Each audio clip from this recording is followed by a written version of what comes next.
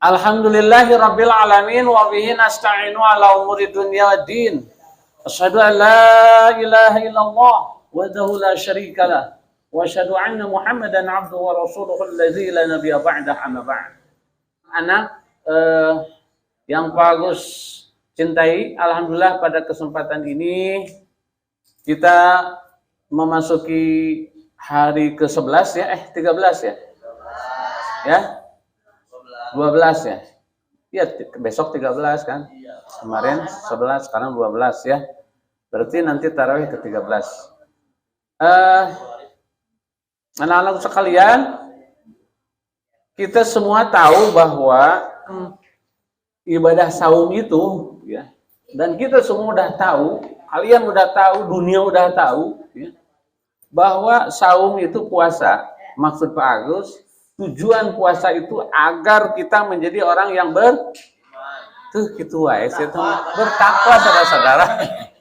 Kan yang ibadah saum itu orang yang beriman supaya naik derajat menjadi orang yang muttaqin, yang bertakwa. Supaya naik derajatnya. Berarti kalau la'allakum tattaqun, ya, agar kalian menjadi orang yang bertakwa, bisa saja tidak tercapai derajat ketakwaan. Betul tuh. Kalau ibadah saumnya tidak sungguh-sungguh, betul. Nah, sekarang Paulus tidak akan membahas tentang masalah puasa, tentang saum ya. Tapi akan membahas apakah takwa itu. Ya. Takwa itu yang Pak Agus ketahui adalah takwa itu adalah imtisalul awamiri wajtinabu nawahihi. Tahu artinya? Pasti ente dah. Ya. Takwa itu adalah imtisalul awamiri. Imtisalul itu artinya semisal. Jadi imtisalul awamiri, perilaku yang sesuai dengan apa yang diperintahkan oleh Allah. Yang kedua, wajtinabu nawahihi, mampu menjauhi apa-apa yang dicegah oleh Allah Subhanahu wa taala. Itu takwa. Banyak sih definisi-definisi takwa. Ada juga yang memberikan definisi takwa itu seperti begini. Ibarat orang yang berjalan kaki menuju ke suatu tempat dengan penuh duri. Misalnya, kita mau jalan kaki dari sini mau keluar, tapi di sini jalannya itu banyak duri, banyak beling, tahu beling? Pecahan kaca, pecahan bohlam. Wah, pasti kita harus jalan kaki untuk menuju ke sana itu harus full hati-hati. Betul. Tidak mungkin kita jalan kaki seperti tidak ada apa-apa. Celut nyampe. Karena ini banyak duri, banyak pecahan kaca, kita harus hati-hati kan? Dipilih mana yang tidak ada kacanya atau kacanya disingkirkan dulu, kemudian diinjak, gitu kan? Hingga sampai ke sana selamat. Ya, itulah takwa. Jadi orang yang berhati-hati dalam hidup, mana yang harus dilakukan, mana yang tidak boleh dilakukan. Kalau kita sukses untuk menuju ke tempat yang dituju yaitu ketakwaan, itulah takwa. Maksudnya, apa yang diperintahkan Allah kita taati. Kata Allah dalam Al-Quran gimana? Idza amartukum bisyai'in fa'tu minhu mastata'tum. Artinya, idza amartukum, jika kalian memperoleh perintah dari Allah, ya, bisyai'in sesuatu, fa'tu minhu, lakukan perintah itu, mastata'tum, sesuai kadar kemampuan kamu.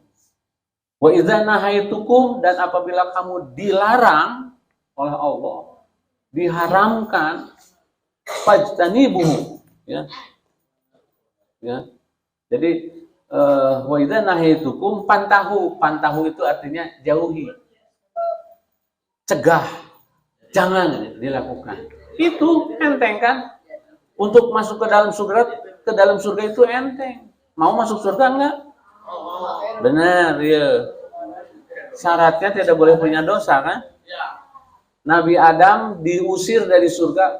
Kenapa? Karena melakukan dosa. Dosanya banyak tuh. Cuman satu, Nabi Adam mendekati buah huldi, betul? Mendekati pohon huldi, diusir dari surga ke dunia. Ari urang di dunia yang masuk surga, dosa loba. Halo. Nabi Adam dosanya satu, melanggar firman Allah. Kata Allah, wala taqrabu hadhihi syajarata fatakunu minadz zalimin. Janganlah kamu mendekati pohon itu. Didekati sama ibu Hawa, kemudian buahnya dimakan. Akibatnya diusir, bukan diusir, dipindahkan, ditransmigrasi, diusirnya dari surga ke dunia. Ya. Kenapa Pak Azalahumas syaitan? Diganggu, digoda oleh setan. Kata setan, kenapa Allah tidak boleh mendekati buah khuldi itu? Karena buah khuldi itu apabila kamu dekati dan kamu makan buahnya, kamu akan kekal di surga. Pikir-pikir kata Nabi Adam, lumayan sana surganya jadi kekal di surga. Jadi di surga mengekal. Akibatnya dia makan buah khuldi itu. Dan akibat memakan buah khuldi itu Allah murka. Dan pakaiannya merosot jadi telanjang bulat. Ya. Akibatnya. Ya, kemudian dia mencari dedaunan untuk menutup auratnya berdua. Padahal matong isinya data aya sasahanya di surga mah mung Nabi Adam sareng istrina, data aya kuinsa, daya Lingga, saya Aditya, saya Husna di surga nya mung duaan. Nabi Adam sareng Ibu Hawa, nah abet isin, sok. Nah abet isin, kenapa malu? Karena manusia punya naluri malu. Lamun jelema tidak punya kemaluan. Kalau manusia tidak punya kemaluan, bukan tidak punya kemaluan, tidak punya rasa malu, itu artinya manusia sudah keluar dari unsur manusia, pindah ke binatang. Betul. Kuda tidak pakai cangcut kemana-mana, era. Jadi bagus senang matanya begitu, pakai itu apa? Itu mah maksudnya teh ulah pakai sakatuhu kudu lurus, gitu. Manusia mah kudu era atau ketinggali aurat tehnya harus punya rasa malu. Ya, nah Nabi Adam itu diusir dosanya satu. Ari urang hayang asup surga dosana loba. Halo. Ya. Tapi itu gitu. Bisa wae urang asup surga. Karena masuk surga itu bukan karena takwa-takwa teuing. Bukan karena iman, bukan karena ibadah. Tahu enggak? Kenapa orang masuk surga? Karena dirahmati Allah. Jadi kalau orang hamba sudah diberi rahmat oleh Allah masuk surga, kan tidak mungkin Allah memberi rahmat kepada orang yang punya dosa banyak, betul? Tapi kepada orang yang dosanya diampuni Allah, ibadahnya diterima, baru orang itu diberi rahmat. Gitu, ya. Kembali lagi yang tadi, ya. Untuk masuk surga itu, diantaranya melakukan ibadah saum, la'allakum tattaqun. Karena surga teh uiddat lil muttaqin. Surga disediakan bagi orang-orang bertakwa, itu orang yang dirahmati Allah, orang-orang yang diridhoi Allah. Betul tuh. Jadi ngomong mah babari gitu ya. Tapi pelaksanaannya yang susah. Kenapa? Karena mentaati perintah Allah, menjauhi apa yang dilarang Allah itu tidak semudah memberikan telapak tangan. Padahal perintah Allah tidak ada yang susah, so. Ada perintah Allah yang paling susah naon cing? Salatan teh susah. Naon susah na salat? Allahu Akbar dari itu ka tukang Allahu Akbar. Perlu itu hese babari ke depan. Ya. Ruku ge babari kan. Allahu Akbar. Babari kan? Coba lamun perintah Allah ruku ke belakang. Allahu Akbar. Riweuh kan? Jadi sesuai dengan fitrah manusia, perintah Allah mah sesuai dengan fitrah manusia. Ya. Jadi tidak ada yang susah. Inna dina yusrun. Nah, apa artinya? Sesungguhnya agama itu mudah. Agama itu mudah. Hanya manusia yang mensusah-nyusah diri sendiri. Ya, sholat temayar. Ke masjid sholat berjamaah ada nggak? Harus bayar dulu tiket? Bayar tiket buat sholat berjamaah di masjid? Tidak ada. Masjid mana? Ayo Pak Agus ke Mekah 30 juta. Itu mah ongkos karena pesawat terbang, aja makan, aja tidur di hotel. Ke Masjidil Haram nama gratis, tahu nggak? Ke Masjid Madinah mah gratis. Yang mahal teh naik pesawat. Nah, naik haji mah murah, saya. naik haji ya Pak Haji taekan hari itu istighfar kan izin heula atuh Pak Haji abi bade naik haji mangga sok naik di dieu oh digeus naik haji bukan naik haji itu ibadah haji ibadah nah jadi ngabahas ibadah haji kita naon kita kalau mana perintah Allah teh mudah yang susah teh ngalawan godaan setan karena setan itu menghalang-halangi untuk mentaati perintah Allah. Kan kita tahu bahwa sesungguhnya setan itu tugasnya menggoda manusia dalam rangka melaksanakan perintah Allah. Betul tidak? Dengerin. Tak mau tahu nggak bagaimana tip-tip untuk bisa melawan setan? Sudah tahu belum? Tips-tips untuk melawan godaan setan? Kita gelut yang setan mau bisa kan setannya teka tingali, ya kan? Sok setan sia bungkelekan gelut jeung urang. Dan setan mah tidak punya fisik atuh. Justru setan itu mengikuti aliran darah manusia ke otak, pikiran anak jorok, ya, karena leungeun hayang ngagebuk batur. Itu setan ya. Jadi kumaha tuh ngalawana, da setanna teu ciri. Sedangkan setan itu melihat ke kita tidak bisa lihat setan, padahal kita harus perang dengan setan. Inna syaitana lakum aduwwum mubin. Sesungguhnya setan itu musuh kamu yang nyata. Nyata kumaha lo katingali henteu. Ya enggak? Ada setan teh naon? Setan itu dari dua jenis, minal jinnati wan, dari jenis jin yang tidak kelihatan mah, dan dari jenis manusia.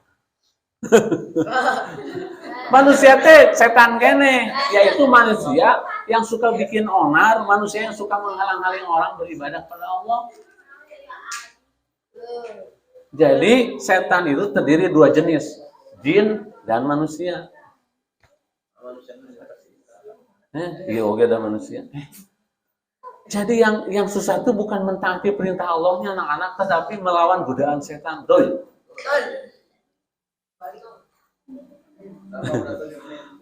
Kan ibadah haji ke aya opat kahiji disebut nate haji kosasi, ongkos dikasih. Dua haji patimah, haji ngajual tempat yang imah.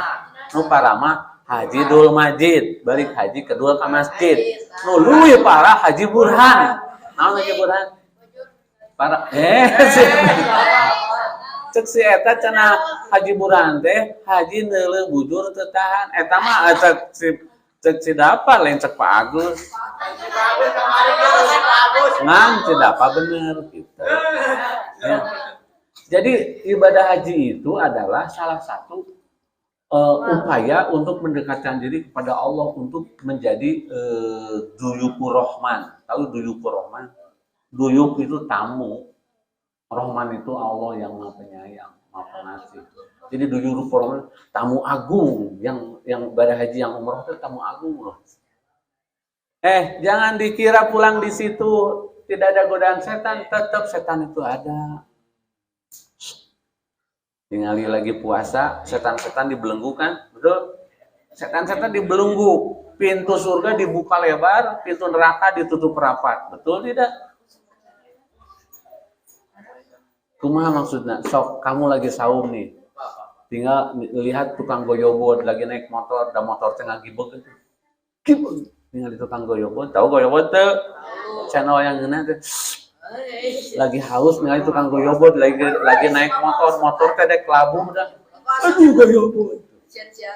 Ningali kecoa wae juga korma tuh. Itu anu saum gogodana, padahal itu terus di kecoa. Katingalina ti korma. Aduh ya korma maju euy. Kenapa? Karena lapar itu dan digodaan setan itu teh korma. Komo deui ningali korma beneran, komo deui ningali sate. Apalagi melihat makanan-makanan yang merangsang. Merangsang teh makanan, atau mau kemana wae. Lihat makanan kan merangsang yang aromanya harum.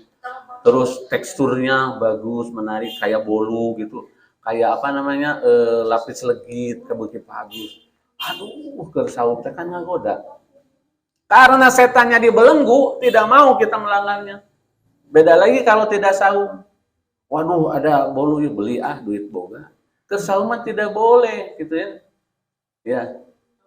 Nah, justru di bulan Ramadan itu latihan bagaimana cara meluluhkan setan. Jadi setan yang agak ngus buka. Itu tinggal sate mengharum gitu. Mending buka. Biarinlah ada ningali ieu. Enggak ada yang lihat ini, udah buka aja. Makanya di kolong risbang biar nggak ada yang tahu. Cek setan teh.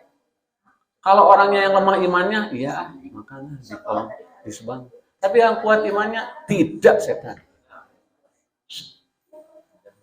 Ya, jadi supaya kita supaya kita bisa meluluhkan setan dalam rangka melaksanakan perintah Allah dan menjauhi larangannya adalah bagaimana caranya? Tadi pertanyaan Pak Gus belum dijawab. Bagaimana tips-tipsnya untuk mengalahkan setan? Bingung kan? Nah, Pak Gus kasih ilustrasi. Misalnya gini. Si Adit digogok ku anjing. Si Adit digogok ku anjing. Digogok ku anjing. Paling anjing itu anjing Doberman teh. Tahu anjing Doberman? Doberman panjang, sungutnya gede, ngegelnya kuat gini kan. Suaranya keras. Si Adit bisa mengalahkan anjing eta mah? Bisa. Kumaha carana? Yang itu yang rasional tuh jawabannya. Bagaimana si Adit yang tubuhnya kecil itu bisa mengalahkan? Emang gede gitu? Emang si Adit gede galeuti? Sok aja telinga gede mana? Ya. Emang kecil teh ayeuna nangke mah jangkung aloyan Pak Agus ya. Tinggali bapakna Pak Beni atuh jagung gajah. Pak Beni, ini anak Pak Beni kecil nanti mau gede Pak Beni. Ya. Si Adit yang tubuhnya masih kecil diralat. Untuk bisa mengalahkan anjing Doberman atau anjing apa yang gede gitu ya. Bulldog gitu. Bulldog itu bubur dia dog. Bagaimana caranya? Harus latihan silat dulu. Tadi ditanya kan. Anger we eleh anjing kosong ada gede. Mau tahu caranya? Bener. Babari atuh. Iya. Misalnya Pak Agus ya mau lewat ke rumah orang Chinese ya, yang punya gogok gede. Paus digogok, tidak usah dilawan. Dikeprokannya nembogana. Kok anjing mau gigit saya. Oh iya. Klip lagi, masuk. Kejarok. Eleh kan? Jadi anjing itu tunduk kepada yang punyanya. Ku Pak Agus, lagi masuk. Kok kalau bukit tarik itu, mau. Tapi kuno bogana mah, lagi masuk. Diam kamu, diam. Dikejar. Digigit. Kumaha yang punyanya anjing. Ya. Mun Pak Agus kergeuleuh ka Supadil, "Go, udah gigit ngagugu gua." Cek Supadil, "Ulah tuh, da dirita ku Pak Agus sek anjingna." Jadi sekarang udah tahu caranya untuk agar kita selamat dari kejaran anjing adalah dipanggil yang punyanya. Betul? Jadi kalau kita ingin mengalahkan setan, bagaimana caranya? Ingin mengalahkan setan, caranya adalah panggil yang punya setan. Siapa? Allah. Bagaimana cara memanggil Allahnya? A'udzu billahi minasyaitonir rajim. Tuh kan? Aku berlindung kepada Allah dari godaan si Dubil. Dubil ya setan. Cek Allah teh, setan, kamu diam. Jangan goda dia. Oke ya Allah, mau goda. Mencek Allah, goda. Ya, makanya kita punya kalimat ta'awuz atau isti'azah. Itulah untuk. Jadi gimana kalau kita mau mencuri tidak jadi auzubillahi minasyaitonirrajim terjadi. Ya, kita mau korupsi auzubillahi min dzalik terjadi. ningali nu geulis, ningali bujur gede. A'udzu billahi minas syaitonir rajim.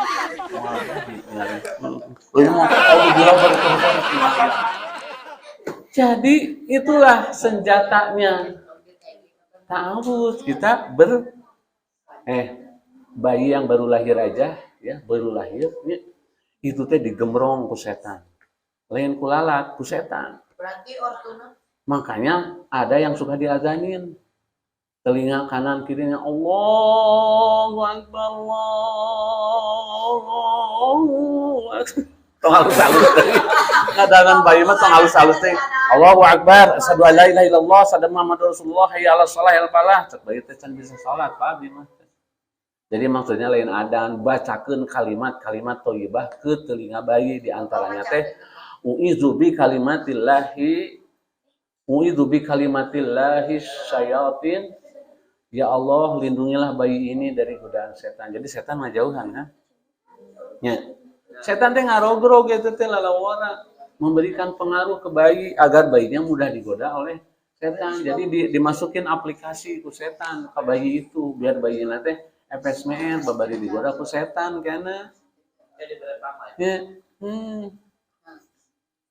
Seperti itu. Jadi caranya kita a'udzubillahi minasyaitonirrajim, isti'adzah. Nah, kalau kita udah terus kita ada dalam sholat doa, Robbi pilih warhami wajburni wahdini wadhum. Robbi pilih ampunilah ya Allah aku. Ada harapan diampuni itu. Ya. Jadi dosa-dosa kita dihapus. Warhamni, sayangilah aku ya Allah. Kalau orang yang disayangi Allah, pasti Allah lebih memperhatikan kepada kita kan. Ieu jelema moal diasupkeun ka neraka, tapi usaya rek dika surgakeun. Karena tiap salat baca warhamni, wajburni, cukupkanlah ya Allah.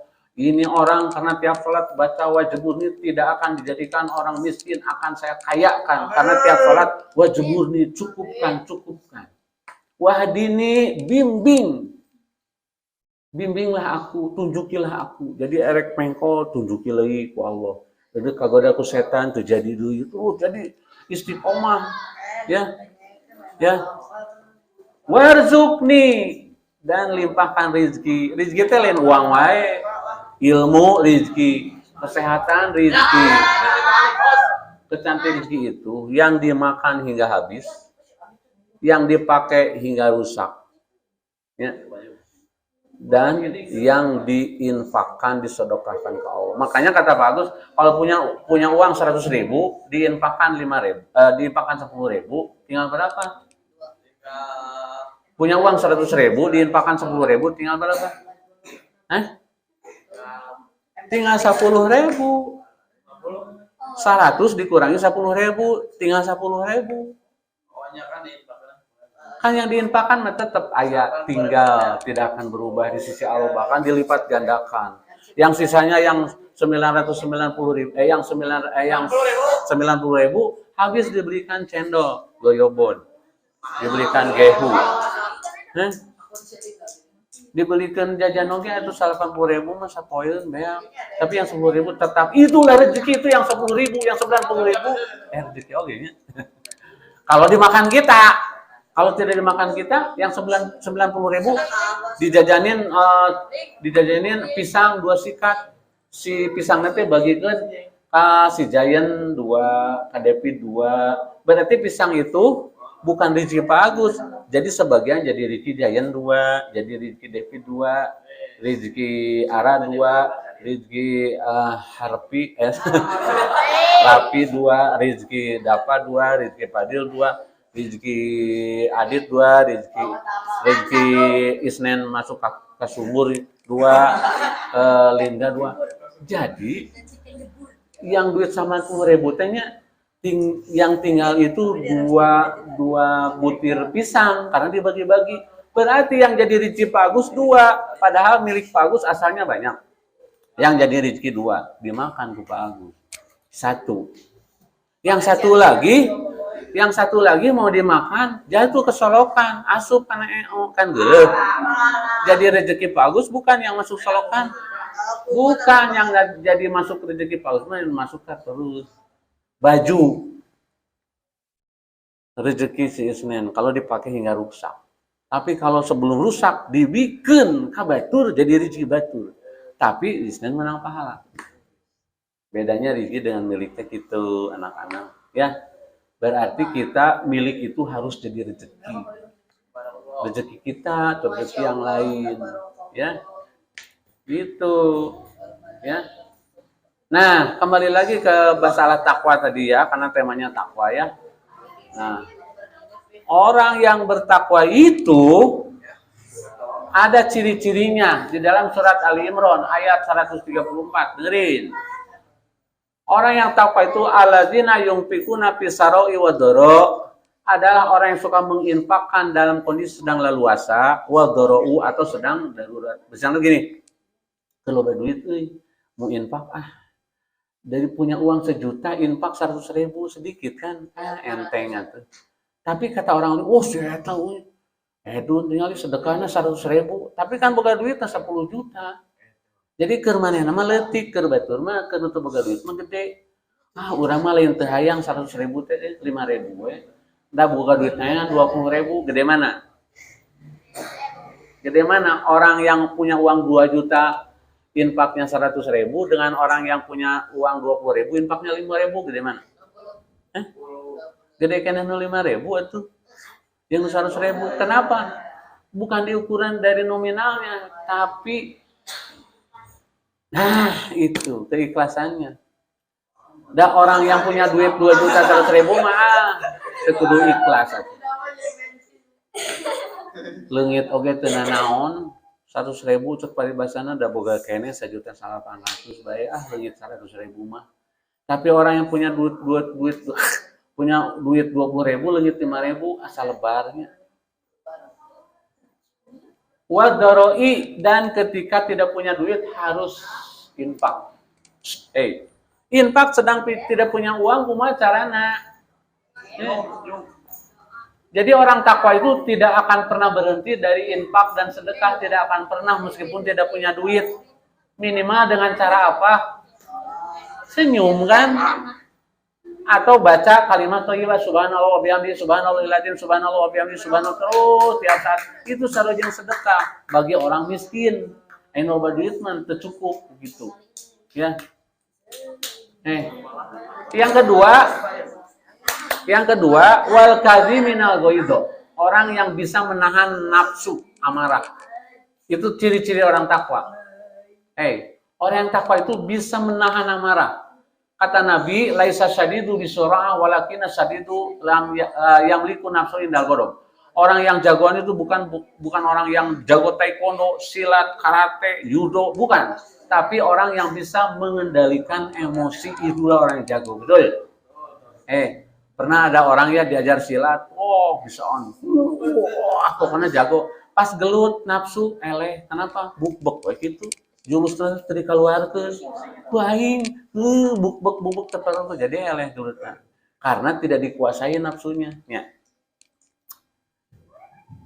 Jadi jangan melampiaskan hawa nafsu, tahan, sabar. Gitu kan? Wa'afina 'anin nas, dan yang ketiga orang takwa itu mudah memaafkan kesalahan orang. Betul.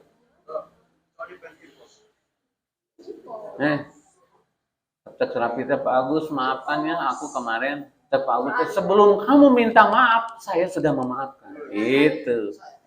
Lain kieu, cek rapi teh Pak Agus, maafkan akunya. Untung kamu minta maaf, mun henteu mau dimaafin ku saya. Teu gitu. Apalagi begini, Pak Agus, maafinnya rapi kemarin. Tidak, saya tidak akan memaafkan kamu. Nah, itu apalagi bukan sifat orang yang bertakwa. Wallahu yuhibbul muhsinin, dan Allah itu sangat mencintai orang-orang yang muhsinin. Orang yang muhsinin itu orang yang berlaku baik, murah senyum, dan lain-lain.